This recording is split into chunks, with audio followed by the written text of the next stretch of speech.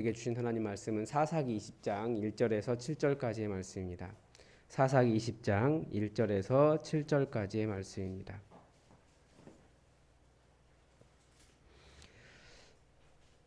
사사기 20장 1절에서 7절까지의 말씀을 다 함께 읽겠습니다.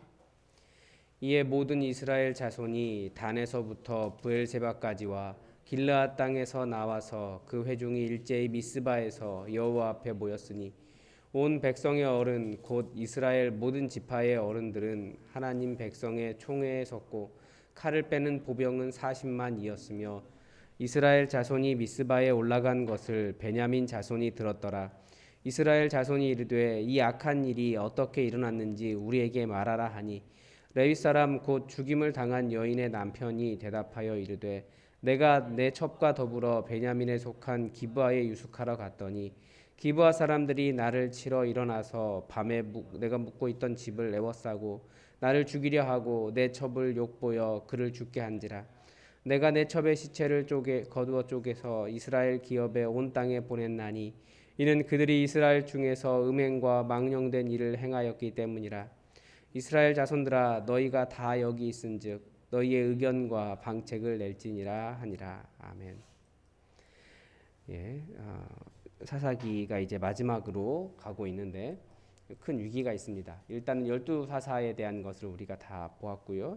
그리고 그 뒤에 나오는 내용은 미가 집안의 제사장이나 단 자손의 문제, 레위인의 첩 이야기가 나옵니다.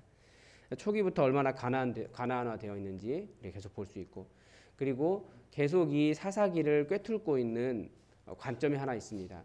그때는 왕이 없었으므로 다들 자기 마음대로 했다, 자기 속에 오른 대로 했다라고 이렇게 되어 있는데, 다들 왕이 없었으므로, 왕도 왕 나름이죠. 하나님을 경외하는 왕이 없었으므로 이런 말입니다. 왜냐하면 아비멜렉이나 야일이나 다들 어떤 왕처럼 살았으니까요. 그러나 왕이 없어서가 아니라 하나님을 경외하는 왕이 없어서 다들 자기 마음대로 했다. 더 결정적으로 하고 싶은 말은 왕이 없어서, 그러니까 여호와라는 왕을 섬기지 않아서라는 말로도 해석이 가능합니다.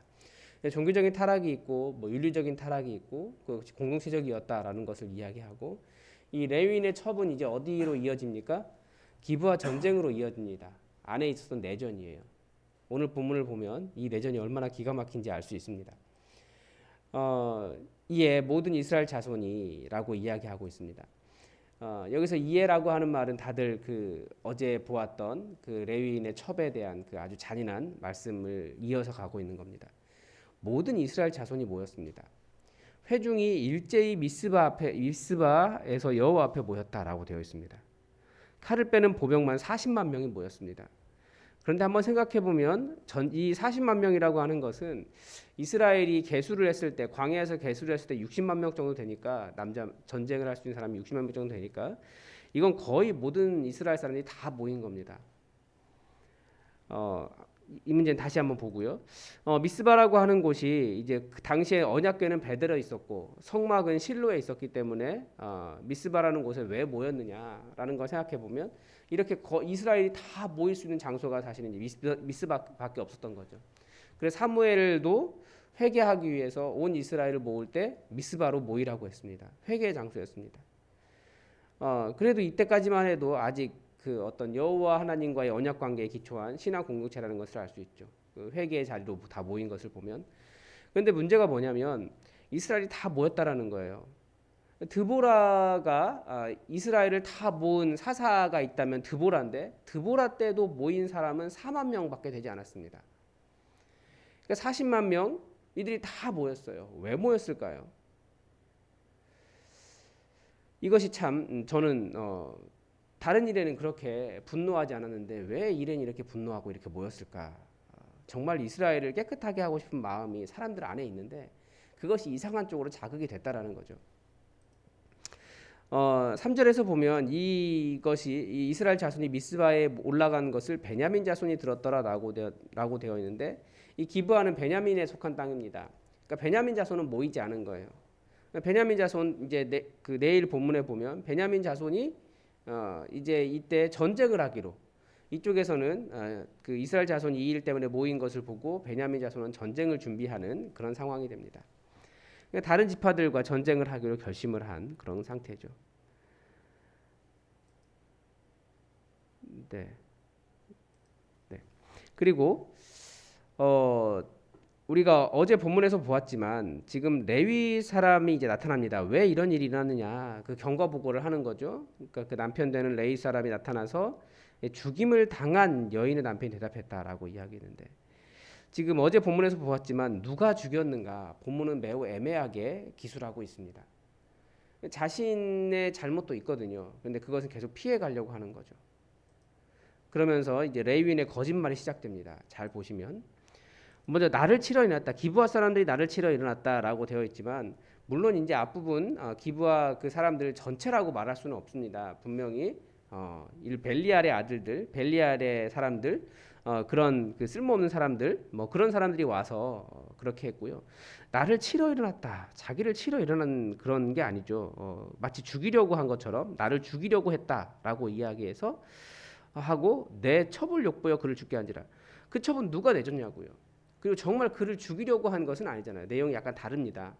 그러니까 자기의 어떤 책임과 잘못, 첩을 사실은 그런 분위기가 첩을 내주지 않아도 되는 상황이었어요. 계속 그 사람들이 안 갔지만 뭐 그냥 문 닫고 있고 가라 그러면 되고 계속 그러면 됐던 건데, 결국 그 첩을 내준 사람은 그 표현 자체가, 어제 본문의 표현 자체가 그 첩을 붙잡아다가 고기 던지듯이 그냥 던져버린 거예요.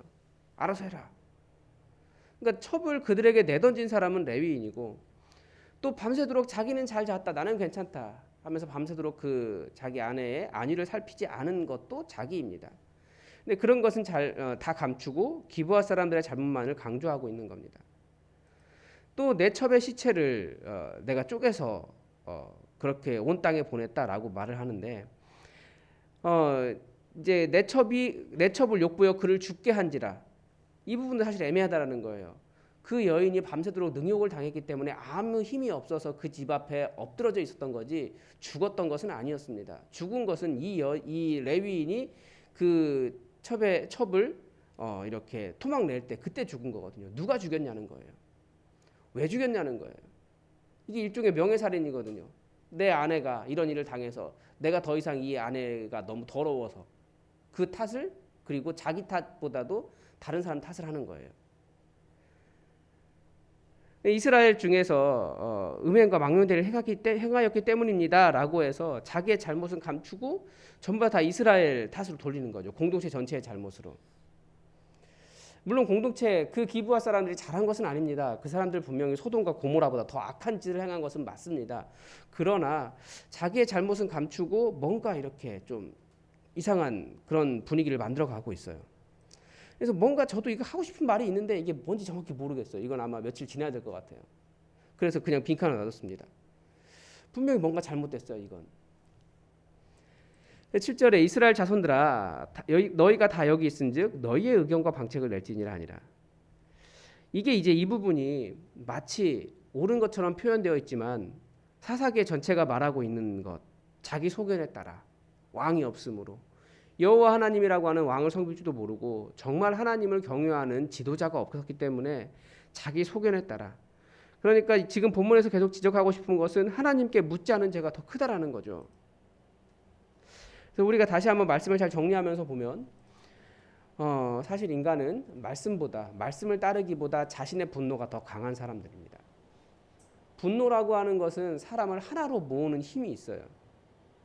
그러나 나의 분노가 곧 하나님의 분노는 아니라는 것을 우리는 기억해야 됩니다. 하나님은 분노하시는 분이 아니라 사랑하시는 분입니다. 어떻게든지 화해하고 하나로 만들고 싶어 하시는 거죠. 물론 이 기브아 사람들이 잘한 건 아니에요. 그건 분명히 하나님께서도 분노할 만한 일입니다. 그러나 우리가 조심해야 된다는 거죠. 나의 분노를 가지고 어떤 공동체적인 분노를 일으키는 그런 일을 하면 안 된다는 겁니다. 하나님의 말씀을 따라가야 되는 거죠. 그래서 성도는 사실 분노가 아니라 말씀을 따라 움직이는 사람입니다. 그래서 야고보서 1장 19절에서 20절까지 그런 말씀을 하죠. 사람이 듣기는 속히 하고 말하기는 더디하고 성내기도 더디하라. 사람이 성내는 것이 하나님의 의를 이루지 못함이니라. 아마 좀 더 진지하게 앉아서 왜 이런 일이 일어났는가, 그 질문 자체는 맞는 것 같아요. 그런데 그렇게 분노하기보다 이제 오늘 본문만 읽었기 때문에 이 부분이 약간 좀 애매한데 내일 본문까지 읽으면 이 분노가 정당하지 않다라는 것을 어느 정도 알 수 있습니다. 그리고 레위인이 이렇게 하는 그 어떤 분노를 일으키고 몰아가고 그래서 한 지파를 그 사적인 보복을 위해 이스라엘 전체를 모은 그런 사건, 굉장히 안타까운 거죠. 사사가 모았을 때는 아무도 모이지 않더니 한 지파 없애는 일에는 다들 모였다라는 거예요. 이제 이상한 방향으로 흘러가고 있는 겁니다. 그래서 우리 그리스도인들은 마음에 말씀을 심고 온유함으로 온유해지는 사람입니다. 온유함, 어떤 분이 그런 식으로 표현했던 것을 기억해요. 온유함은 그 말씀으로 인해서 쳐서 복종당한 사람이 주인에게 순종하는 뭐 나귀와 같다 그랬던 것 같습니다. 그러니까 우리는 말씀을 내 안에 심어 예수 그리스도를 닮아가는 겁니다. 말씀으로 나를 쳐서 복종시키는 겁니다. 계속 말씀이 그렇게 이야기하지 않으면 우리는 가만히 있는 거죠. 그게 이제 온유함입니다. 그래서 분노하기보다 더 말씀을 따라갈 필요가 있습니다. 정말 우리에게 왕이 누구신가? 왕은 무엇이라고 말씀하시는가? 하나님께서 가라 그러시면 가는 거죠. 그런데 그 전에 너희가 어떻게 생각하느냐? 그러면서 인간의 어떤 그런 분노들을 자극하고 있는 그런 내용입니다. 그래서 오늘 이 부분까지 읽었기 때문에 보면 이 집단 지성은 항상 무엇을 조심해야 되냐면 극화를 조심해야 됩니다. 극화가 뭐냐면 공동체는 다수는 침묵을 하고 소수의 목소리 큰 사람의 의견이 반영되는 현상이 극화입니다. 그래서 교회 공동체도 사실 굉장히 선한 사람들이 모여 있잖아요, 모두가. 그런데 이상하게 교회 공동체가 극단적인 목소리를 내는 경우들이 많아요. 사랑이 아닌 이야기를 하고 옳지 않은 것을 더 강력하게 주장하고 분노하고 약간 그런 현상인데 그게 극화입니다. 이건 교회 공동체뿐만 아니라 모든 공동체에 있습니다. 그래서 또 극우화되는 현상들도 이런 극화의 현상이라고 볼 수 있습니다. 그리고 또 이 안에는 뭐가 있냐면 방관자 현상이 있습니다. 내가 이제 어떤 말을 하게 되면 책임을 져야 되고 혹은 책임을 분산하려고 하죠. 그래서 이 사람이 그렇게 말했기 때문에 내 잘못 아니야. 그런데 결국은 그건 공동체 전체의 문제로 발생합니다. 그래서 근본적인 악을 우리가 한번 생각해 봐야 돼요. 더 근본적인 악은 무엇입니까? 지금 사사기에서 말하고 싶은 건 이거예요. 뭐 기브아 사람들이 잘했다 이런 건 아니고 레위 사람도 잘한 거 하나도 없습니다. 여호와의 말씀을 보거나 듣거나 하지도 않는 거죠. 하나님은 그렇게 말씀하지 않으셨는데 위가 집안만 봐도 그렇습니다. 자기는 돈을 바쳤으니까 정성을 다했어요. 근데 우상 만들었습니다. 그래놓고 여호와 하나님 이름 들먹이고 말씀을 전혀 모르는 거예요. 그냥 일반적인 가나안의 종교적인 습성 따라가고 있으면서 내가 신앙 좋은 사람이야 라고 스스로 주장하는 거죠. 이제 내가 하나님께 복받을 것이다. 그것이 근본적인 악이라는 거예요. 말씀을 전혀 보거나 듣지도 않고 또 말씀을 들어도 깨달음이 없습니다. 하나님의 전쟁을 하기 위해서 모이는데 하나님의 전쟁을 하기 위해서는 모이지 않았으면서 자기 안에 있었던 한 지파를 없애는 일에는 열심으로 모였다라는 거예요. 뭔가 좀 이상합니다. 사랑이신 하나님의 뜻에는 관심이 없는 거죠. 분노만 해요. 하나님께서 여기에 어떤 사랑이 있으셨을까? 왜 이 문제가 발생했을까? 하나님의 마음은 얼마나 아플까? 그것은 전혀 생각하지 않고 분노만 한다는 겁니다. 그것도 하나님의 뜻이 아닙니다. 그리고 계속해서 이야기하는 것처럼 여호와 하나님에 대한 경외함이 없어요. 하나님을 두려워하지 않습니다. 그래서 계속해서 이 악이라고 하는 것, 자기 중심성, 내가 하나님이다. 이것을 우리가 계속 경계해야 됩니다. 내가 하나님의 뜻을 판단할 수 있고 내가 하나님 수준까지 올라간다라고 생각하는 그런 것은 그것이 바로 가장 근본적인 악입니다. 그래서 이 전쟁의 결과가 무엇입니까? 더 많은 살인을 합니다. 한 지파가 없어지기 직전까지 살인을 합니다.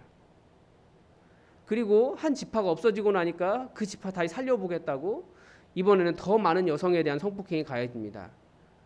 동굴에 숨어있는 그 전쟁 피해서 숨어있는 남자들에게 부인 만들어줘야 된다고 너희 거기 가가지고 하나님 섬기며 노래하는 여인들 거기 많으니까 그 쓸모없다고 생각한 거야. 하나님을 섬기면서 노래하는 그런 여인들은 가서 그 다 데려다가 너희 맘대로 그냥 성폭행해서 너희 아내 삼아라, 자녀 낳아라. 더 많은 살인과 더 많은 성폭행이 가해지는 아주 비참한 결과가 일어납니다. 이게 다 무엇 때문이냐?